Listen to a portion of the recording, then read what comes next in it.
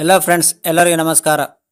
Kannada life ಸ್ಟೋರಿನಿಂದ ಪ್ರತಿಯೊಬ್ಬರಿಗೆ ತುಂಬ ಧನ್ಯವಾದಗಳು. Thank you so much universe. ಎಷ್ಟೇ ಬ್ಯುಸಿ ಇದ್ದರೂ ನಮ್ಮವರ ಜೊತೆ ಸಮಯ ಕಳೆಯಿರಿ. ಚೆನ್ನಾಗಿ ಕೇಳಿ. ಗಂಡ ಹೆಂಡತಿ ಸಂಬಂಧ ನಿಂತಿರುವುದೇ ನಂಬಿಕೆ, ಪ್ರೀತಿ, ವಿಶ್ವಾಸದ ಮೇಲೆ. ಇಲ್ಲಿ ವೃತ್ತಿ ಜೀವನದಲ್ಲಿ ಎಷ್ಟೇ ಬ್ಯುಸಿ ಆಗಿದ್ದರೂ ಒಬ್ಬರನ್ನೊಬ್ಬರು ಅರ್ಥ ಮಾಡಿಕೊಂಡು ಜೀವನ ಸಾಗಿಸಬೇಕು. ಆಗಲೇ ದಾಂಪತ್ಯ ಜೀವನ ಚೆನ್ನಾಗಿರುವುದು. ಅದೆಲ್ಲರಿಗೂ ಗೊತ್ತಿದ್ದ ವಿಷಯ. ದಾಂಪತ್ಯದಲ್ಲಿ ಸಂಗಾತಿಗಳಿಬ್ಬರು ಒಟ್ಟಿಗೆ ಇರುವುದು ಸಾಮಾನ್ಯ. ಆದರೆ ಅವರು ಜೊತೆಯಾಗಿ ಎಷ್ಟು ಒಳ್ಳೆಯ ಸಮಯ ಕಳೆಯುತ್ತಿರುವವರು ಎನ್ನುವ ಪ್ರಶ್ನೆಯೂ ಕಾಡುವುದು ಇದೆ. ಇಂದಿನ ವ್ಯಸ್ತ ಜೀವನದಲ್ಲಿ ಸಂಗಾತಿಗಳಿಗೆ ಪರಸ್ಪರ ಸಮಯ ನೀಡಲು ಆಗದು.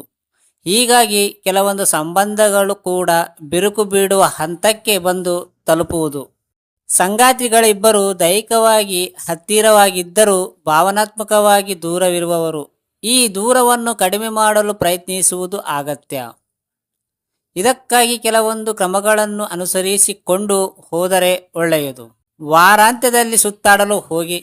ದಾಂಪತ್ಯದಲ್ಲಿ ಹೆಚ್ಚಾಗಿ ಸಂಗಾತಿಗಳು ವಿದೇಶ ಪ್ರಮಾಣದ ಕನಸು ಕಾಣುವುದೇ ಹೆಚ್ಚು. ಇಂತಹ ಕನಸು ಈಡೇರುವುದು ತುಂಬ ಕಡಿಮೆ. ಆದರೆ ಇದರ ಬದಲು ವಾರಾಂತ್ಯಕ್ಕೆ ಹತ್ತಿರ ಪ್ರವಾಸ ತಾಣಗಳಿಗೆ ಭೇಟಿ ನೀಡಿ ಬಂದರೆ ಆಗ ಅದರಿಂದ ಸಂಬಂಧವು ಇನ್ನಷ್ಟು ಬಲಗೊಳ್ಳುವುದು. ಜೊತೆಯಾಗಿ ವಾರಾಂತ್ಯದಲ್ಲಿ ಸುತ್ತಾಡಲು ಹೋದರೆ ಅದರಿಂದ ಒಳ್ಳೆಯ ನೆನಪುಗಳು ಕೂಡ ನಿರ್ಮಾಣವಾಗುವುದು. ಸಂಗಾತಿಗಳು ಜೊತೆಯಾಗಿ ಸಿನಿಮಾ ವೀಕ್ಷಣೆಯನ್ನು ಯಾವಾಗ ಬೇಕಿದ್ದರೂ ಮಾಡಬಹುದು.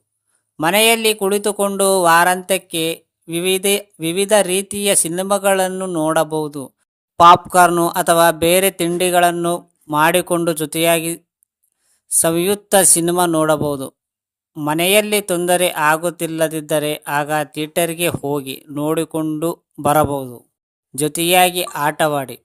ಯಾವುದೇ ಸಣ್ಣ ಸಣ್ಣ ಆಟಗಳಿಗೆ ಇಬ್ಬರು ಆಟಗಾರರು ಬೇಕಾಗುತ್ತದೆ. ಇಂತಹ ಆಟಗಳನ್ನು ಸಂಗಾತಿಗೆ ಜೊತೆಗೆ ಸೇರಿಕೊಂಡು ಆಡಿ. ಸಂಗಾತಿ ಜೊತೆಗೆ ಒಳ್ಳೆಯ ಬಾಂಧವ್ಯ ಸೃಷ್ಟಿಸುವುದು ಇದರ ಉದ್ದೇಶ. ಇದರಿಂದ ಜೊತೆಯಾಗಿ ಬೆರೆಯುವುದು ಮತ್ತು ಆರೋಗ್ಯಕರ ಸ್ಪರ್ಧೆಯ ಉಂಟಾಗುವುದು. ಪ್ರತಿಯೊಬ್ಬರಿಗೂ ಆಹಾರವೆಂದರೆ ಇಷ್ಟವಿರುವುದು. ಸಂಗಾತಿಗಳು ಅಡುಗೆ ಮನೆಗೆ ಹೋಗಿ ತಮಗೆ ಇಷ್ಟವಾಗಿರುವಂತಹ ವ್ಯಂಜನಗಳನ್ನು ಜೊತೆಯಾಗಿ ತಯಾರಿಸಿಕೊಳ್ಳಬೇಕು. ಇದರಿಂದ ಇಬ್ಬರ ನಡುವಿನ ಬಾಂಧವ್ಯವು ಉತ್ತಮವಾಗಬಹುದು. ಯಾವಾಗಲೂ ಜಿಮ್ಗೆ ಸಂಗಾತಿಗಳು ಜೊತೆಯಾಗಿ ಹೋದರೆ ಆಗ ಅವರು ಹೆಚ್ಚು ಬಾಧ್ಯತೆಯಿಂದ ವ್ಯಾಯಾಮ ಮಾಡುವರು ಎಂದು ಹೇಳಲಾಗುತ್ತದೆ. ಹೀಗಾಗಿ ನೀವು ಹೊರಗಡೆ ರೆಸ್ಟಾರೆಂಟ್ಗೆ ಜೊತೆಯಾಗಿ ಹೋಗುವಂತೆ ನಿತ್ಯವೂ ಜಿಮ್ಗೆ ಕೂಡ ಹೋಗಿ. ಇದರಿಂದ ನಿಮ್ಮಲ್ಲಿ ಶಿಸ್ತು ಬರುವುದು ಮತ್ತು ಜೊತೆಯಾಗಿ ವ್ಯಾಯಾಮ ಮಾಡುವುದರಿಂದ ಒಳ್ಳೆಯ ಖುಷಿ ಸಿಗುವುದು. ಪರಸ್ಪರರಿಂದ ಕಲಿಯಿರಿ.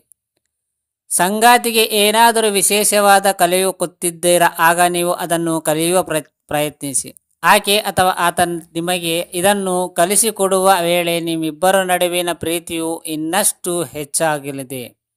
ಜೊತೆಯಾಗಿ ಸಮಯ ಕಳೆದರೆ ಅದು ಆರೋಗ್ಯಕರ ಸಂಬಂಧಕ್ಕೆ ತುಂಬ ಒಳ್ಳೆಯದು. ಭಾವನಾತ್ಮಕ ಅಂಶಗಳಿಗೆ ಬೆಲೆ ಕೊಡಿ. ಒಂದು ಸಂಬಂಧ ಗಟ್ಟಿಯಾಗಿ ನಿಲ್ಲಬೇಕಾದರೆ ಅಲ್ಲಿರುವ ಸಂಗಾತಿಗಳು ಪರಸ್ಪರ ತಮ್ಮ ಭಾವನೆಗಳಿಗೆ ಬೆಲೆ ಕೊಡುವ ಅಭ್ಯಾಸ ಮಾಡಿಕೊಳ್ಳಬೇಕು. ಮೊದಲೇ ಹೇಳಿದಂತೆ ಮನಸ್ಸಿನಲ್ಲಿ ನಿಮ್ಮ ಸಂಗಾತಿಯ ಬಗ್ಗೆ ಪ್ರೀತಿಯ ಜೊತೆಗೆ ನಂಬಿಕೆ ಕೂಡ ಇರುವುದು ಮುಖ್ಯವಾಗುತ್ತದೆ. ಒಬ್ಬರಿಗೊಬ್ಬರು ಮಾನಸಿಕವಾಗಿ ನೀವು ಎಷ್ಟೇ ಹತ್ತಿರವಾಗಿರುವಿರಿ ಅಷ್ಟು ಕೂಡ ನಿಮ್ಮ ಜೀವನ ಸುಗಮವಾಗಿರುತ್ತದೆ. ಕೇವಲ ಬೆಡ್ರೂಮ್ ಒಳಗಡೆ ಮಾತ್ರವಲ್ಲದೆ ಹೊರಗಡೆ ಸಹ ನೀವು ನಿಮ್ಮ ಸಂಗಾತಿಯ ಜೊತೆಗೆ ಎಷ್ಟು ಚೆನ್ನಾಗಿ ಇರುವಿರಿ ಎಂಬುದರ ಮೇಲೆ ನಿಮ್ಮಿಬ್ಬರು ಗಟ್ಟಿಯಾದ ಸಂಬಂಧವು ನಿರ್ಧಾರವಾಗಲಿದೆ. ಜೀವನದಲ್ಲಿ ಏರುಪೇರು ಇದ್ದಿದ್ದೇ, ಅದನ್ನು ದಾಟಿ ನಡೆಯುವುದು ಜೀವನ. ಕೆಲವು ಅನುಭವ ವ್ಯಕ್ತಿಗಳು ಒಂದು ಮಾತನ್ನು ಹೇಳುತ್ತಾರೆ. ಅದೇನೆಂದರೆ, ಜೀವನದಲ್ಲಿ ನಾವು ಆಯ್ಕೆ ಮಾಡಿಕೊಂಡು ನಡೆಯುವ ಹಾದಿ ಸದಾ ಕಲ್ಲು ಮುಳ್ಳುಗಳಿಂದ ತುಂಬಿರುತ್ತದೆ. ಆದರೆ ನಾವೇ ಸ್ವತಃ ಅದನ್ನು ಸ್ವಚ್ಛ ಮಾಡಿಕೊಂಡು ಮುಂದೆ ಸಾಗಿದರೆ ನಮ್ಮ ಜೀವನ ಸುಗಮವಾಗುತ್ತದೆ. ಎಷ್ಟು ಸತ್ಯ ಅಲ್ಲವೇ? ಜೀವನದಲ್ಲಿ ನಮಗೆ ಆಗಾಗ ಬರುವ ಕಷ್ಟಗಳು, ತೊಂದರೆಗಳು, ನೋವು ಮತ್ತು ದುಃಖಗಳು ನಮಗೆ ಬಾಳಿನಲ್ಲಿ ಕಲ್ಲು ಮತ್ತು ಮುಳ್ಳಾಗದಂತೆ ನಮ್ಮ ಬುದ್ಧಿವಂತಿಕೆಯಿಂದ ಮತ್ತು ಚಾತುರ್ಯದಿಂದ ನಾವು ಅವುಗಳನ್ನು ಪರಿಹಾರ ಮಾಡಿಕೊಂಡು ಮುಂದೆ ಸಾಗುವ ಪ್ರಯತ್ನ ಮಾಡಬೇಕು. ಹಾಗಾಗಿ ನಮ್ಮ ಸ್ವಂತ ಜೀವನವನ್ನು ನಮ್ಮನ್ನು ಬಿಟ್ಟರೆ ಬೇರೆಯವರಿಗೆ ಅರ್ಥ ಮಾಡಿಕೊಳ್ಳಲು ಸಾಧ್ಯವಾಗಿರುವುದಿಲ್ಲ.